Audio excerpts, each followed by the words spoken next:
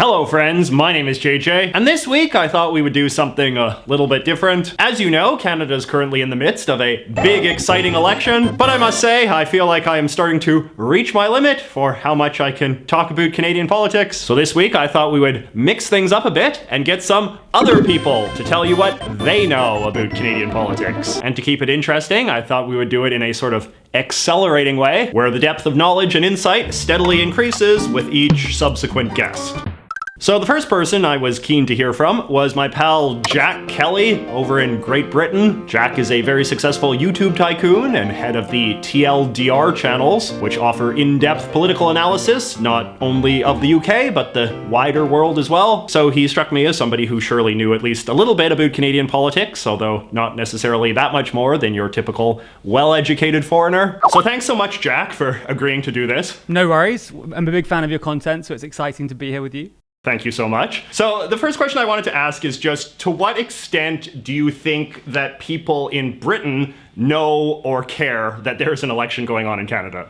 I don't want to be rude, but I think not many people are aware. I think people would be interested if they knew more about it, but I think British people are so caught up in our own thing at the moment, especially with COVID going on, that I think there's probably relatively low awareness that it's happening at the moment, I would guess. So among the people who do care, what do you think would be the kind of general narrative of what's going on here? I think most people who know stuff about Canadian politics know it through Justin Trudeau. I think that is like such a clear figure in people's minds.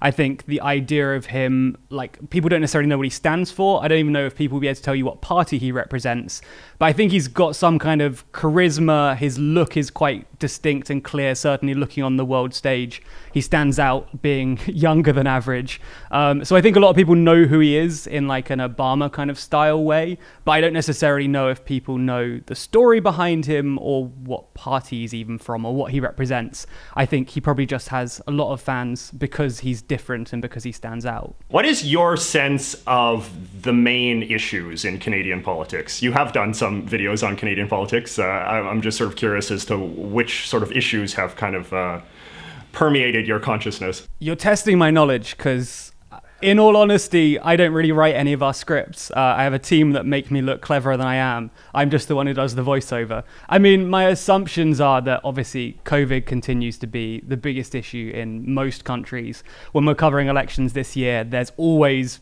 big topics that countries care about, and they're different depending on where you are in the world. But ultimately, it kind of comes down to COVID to some extent.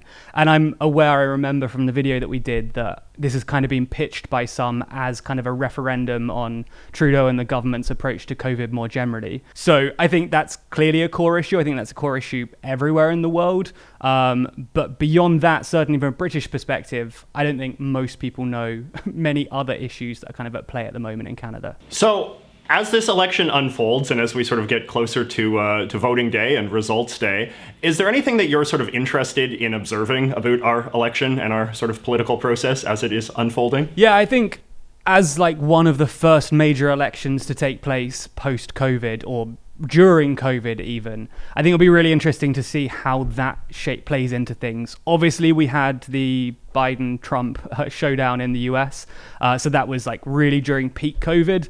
But looking at as the dust is settling more, seeing the issues people begin to care about again.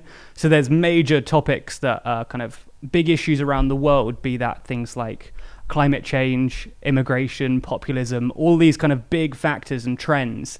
And as COVID stops warping the world and stops pulling all focus towards it, it'll be interesting to see kind of how the cards land afterwards. Which topics are people still interested in? Has COVID changed people's viewpoint? Is it some big unifying factor that pulls people together again? Or is it going to divide us further than ever? And obviously, one country isn't going to be able to tell us that. Your elections alone can't really indicate global trends.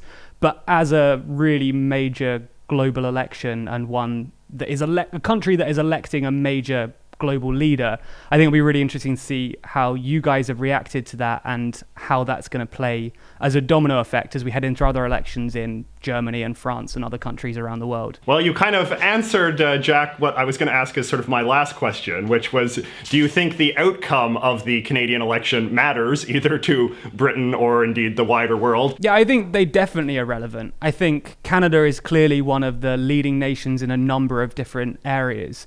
And as we're tackling more and more global issues, things like I've already mentioned, things like climate change, things like migration, and looking at how we handle those topics, I think it's really important that we see which leaders are being elected, who is on the world stage at things like the G7 and things like that. It's who are those world leaders? And obviously one country's leader alone isn't necessarily going to shape any of those things or any of those decisions, but looking at the trends and looking at, is your next leader standing for things like dealing with climate change, tackling the next pandemic as a global issue? That's going to affect everyone. From a British perspective, the domestic issues don't matter all that much because those are your problems and we don't really have a right in saying how you should vote on those.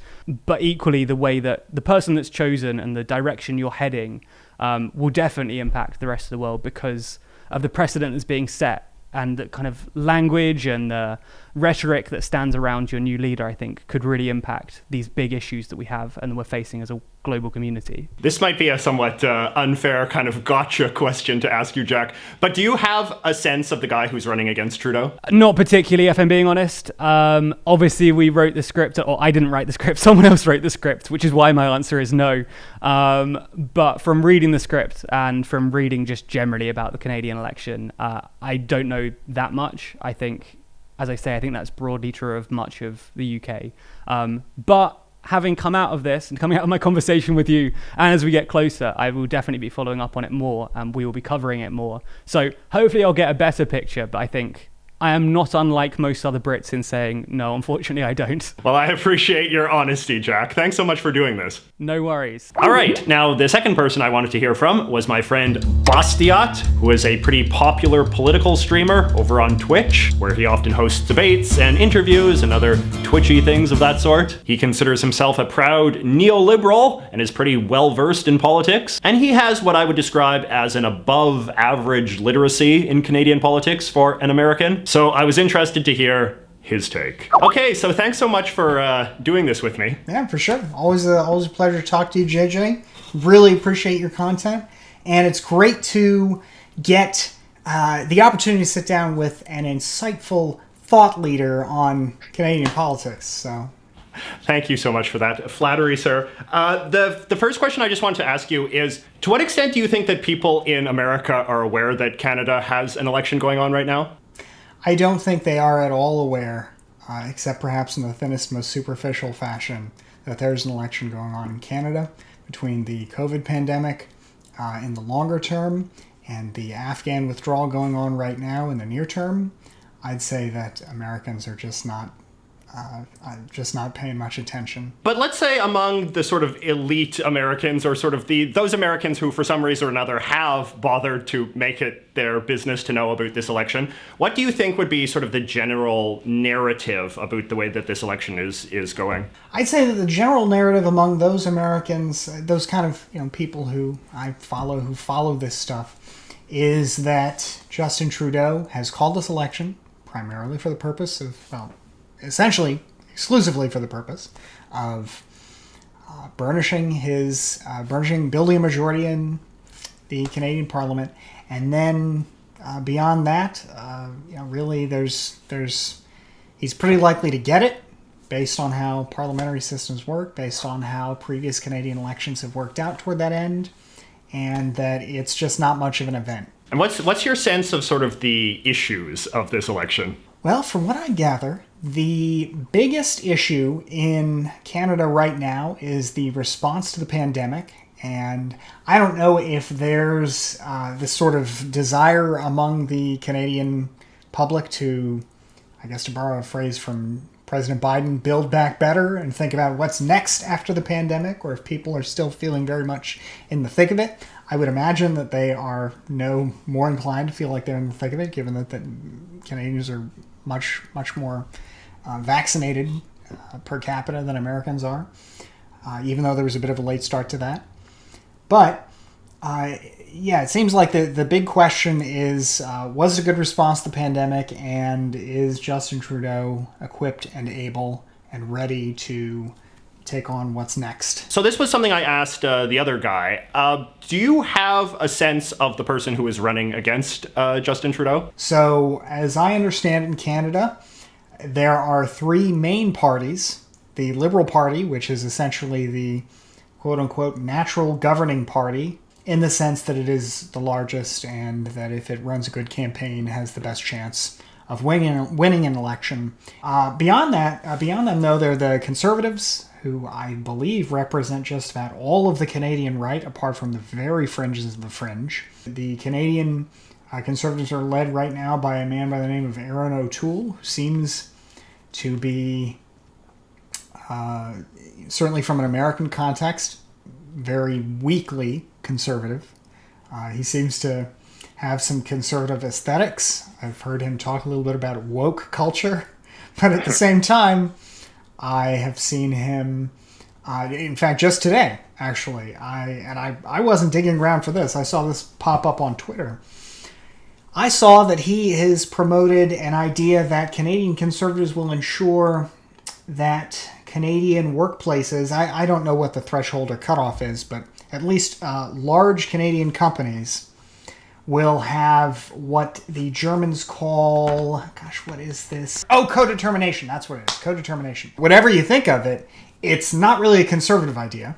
I know that he's got some kind of plan for climate change and global warming, but it seems to be the case, too, that anytime the Canadian Conservatives talk about it, the plan is described as not really being there, or as being nonsensical or just pointless. So they never seem to get any credit for these very liberal type policies. Apparently he's also pro-choice, which seems like sort of a strange position for somebody who presumably represents a lot of religious conservatives as well. Yeah, the only thing I can say is that as far as conservative positions go, I have heard that he is very, very supportive of the energy industry in Canada, and that although he wants a carbon tax, which, again, the merits of all of this aside, not traditionally viewed as a conservative type policy, and he can talk the game about Canada first and down with the woke culture,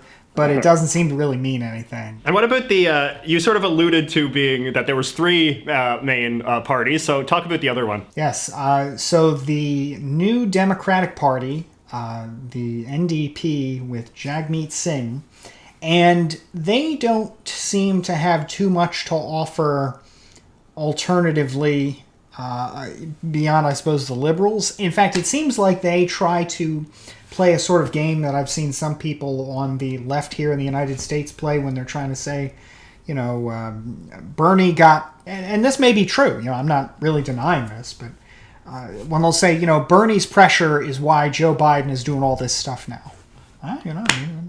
Maybe true. But that seems to be the kind of arguments that I hear from people saying, this is what we in the NDP have done. So I don't know how persuasive that is. And I know that Jagmeet Singh is really big on social media, and he played Among Us with Hassan Piker on Twitch.tv. But I know that he I couldn't tell you though what he really believes in, or what his base of support is, or. So as this election unfolds, and as we get closer to election day, and then as we see sort of the election results, is there anything that you're going to be paying particularly close attention to, or that you're particularly interested in? Yes, I am very much interested in a certain Bloc Québécois in Canadian politics, because I find the existence of these Quebec nationalists to be a fascinating phenomenon from an American perspective. I don't understand what it is they ever think they could achieve. It seems like anybody whose political project is to blow up Canada cannot be doing anything other than the work of American hegemony on this continent. If I was the CIA and I was trying to blow up Canada, this is probably what I would do. I would take this big fault line and I would just try and just tear at it as much as possible. I wouldn't say I'm any more knowledgeable about the specifics of their policy than I am about the policy of the NDP, but it does seem like they've had a lot of power in Quebec for Quebec politics for a long time. And the closest analog I can think of is the governance of the Scottish National Party in Great Britain. And it seems like these nationalist parties are sort of one-trick ponies that don't really have a whole lot to offer in terms of long-term thinking. So that's pretty interesting. And then perhaps in a much more likely, if less interesting, reason to think about the Quebec nationalists is that it seems like they also probably prey upon districts that would otherwise go liberal or NDP. I don't know how the NDP does in Quebec, but it seems like they would also maybe get in the way of a liberal majority. My last sort of question is just: do you think that the outcome of the Canadian election matters to America or the wider world? Oh yeah, for sure. I mean, it's easy to write off Canada, but I mean that's just because we Americans have a common we are so commonly shamelessly ignorant about the rest of the world. Although other countries certainly have that problem too, but I'd say we're very much in that boat, and it's.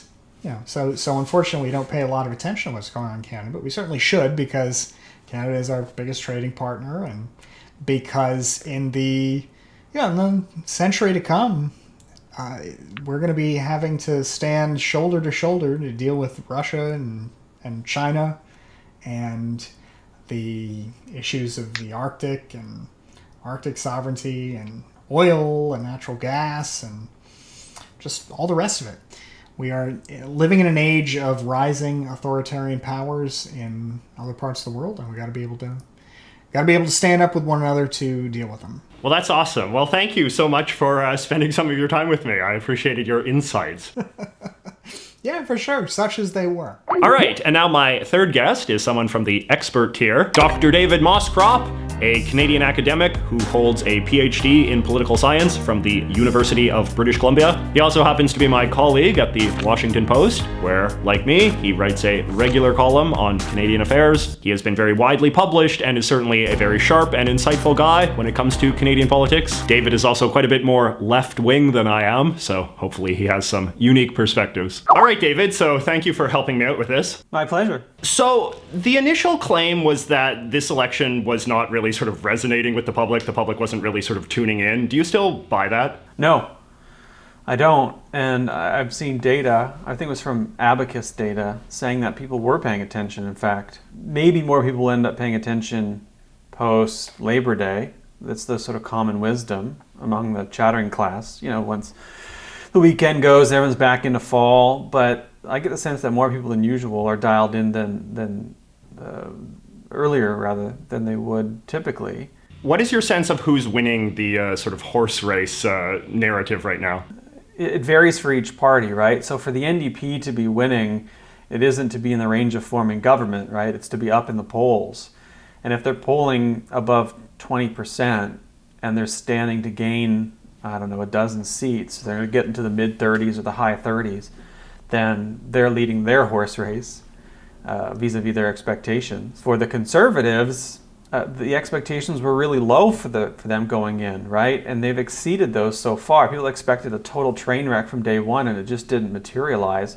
So you can make a case for the Conservatives leading the horse race too. I would say the one, maybe counterintuitively, the one party you can't make that case for is the Liberals, even though they're leading, because they went in with such a tremendous advantage and the expectation that they were just going to be flying, and then they sort of fell on their face out of the gate.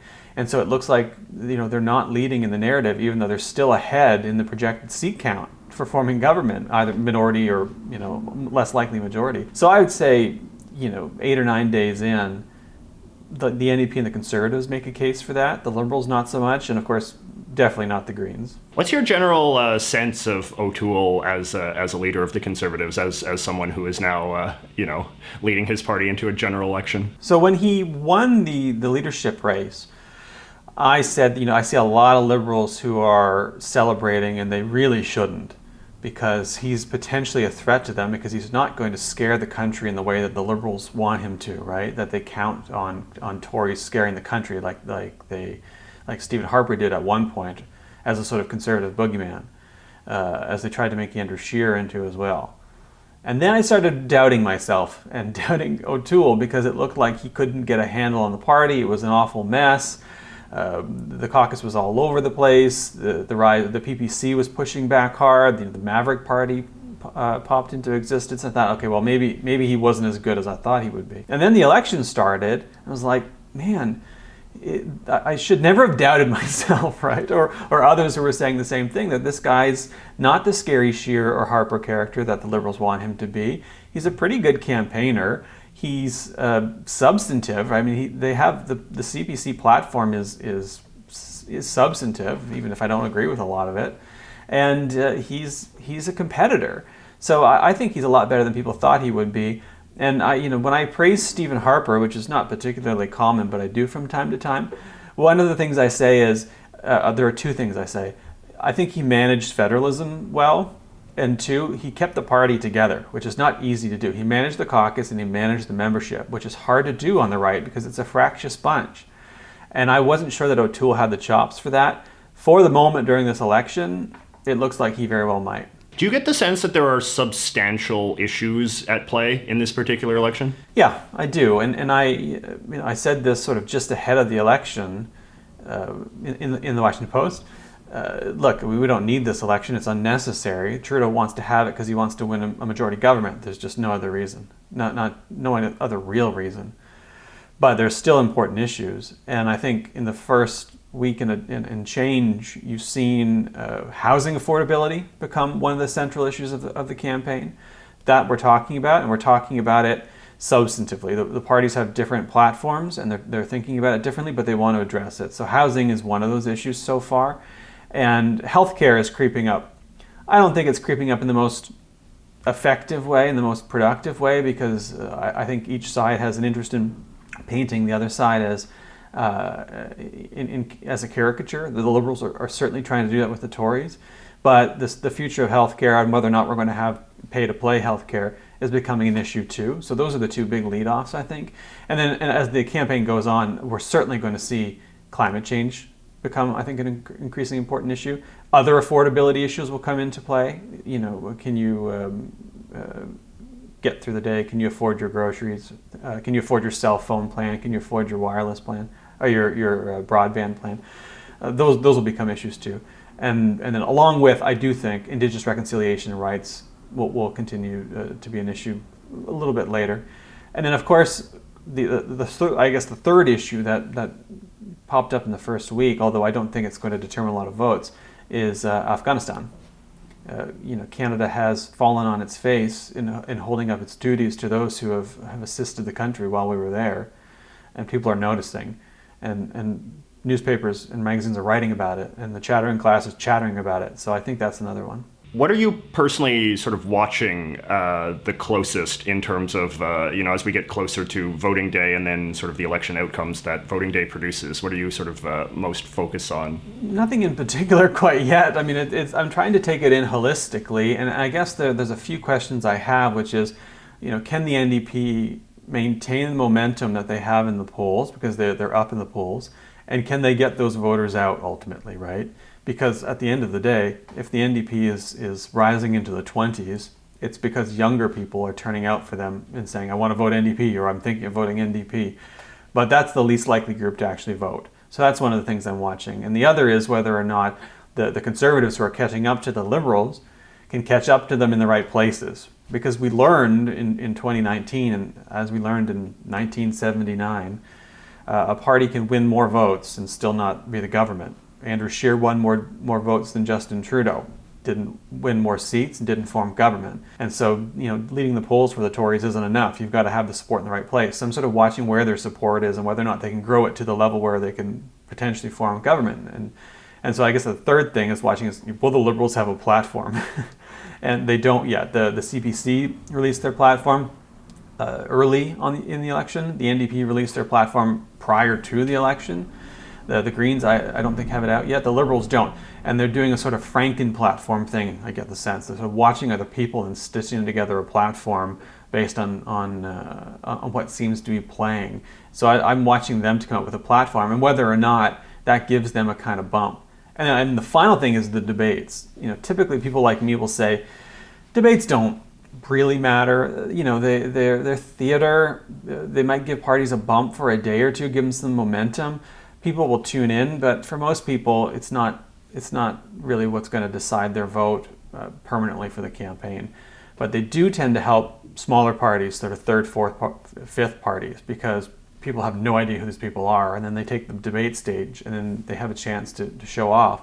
I actually think O'Toole's got a chance to use these debates, sort of like a third or fourth party would, and prove himself on the stage. And if that happens, and he can switch some votes or change some minds and keep it, you can give him a lasting boost, especially since, by the way, the debates are I think the 8th and the 9th. There's only 2 of them, and then we vote on the 20th. But you can vote pretty much any time now, because we're going to do mail-in ballots. Elections Canada's printing something like 5 million mail-in ballots, and 1 in 5 Canadians say they're going to vote by mail or want to vote by mail. That's 5.9 million Canadians.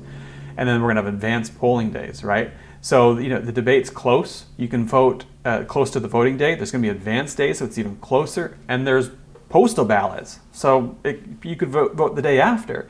And so I think that dynamic's one to watch. So last question I would ask is something that I've asked all of the others, which is, do you think that this election and its outcome matters to the world beyond Canada?